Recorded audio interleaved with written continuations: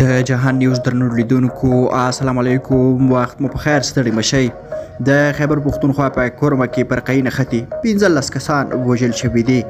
د خیبر پښتونخوا ایالت په کورمې ولسوالۍ کې نن 15 کسان په فرقه‌ای نښتو کې ووژل شول. د کورمې یو سیمه ییز چارواکي د خپل نوم نه ښودلو په شرط پران پریس خبري اژانس ته ویلي چې دا نښته د دوو قبایلو ترمنځ چې یوه سني او بله شیعه ده د ځمکې پر سر له شخړې پیل شوه چې وروسته یې فرقه‌ای بڼه خپله کړه.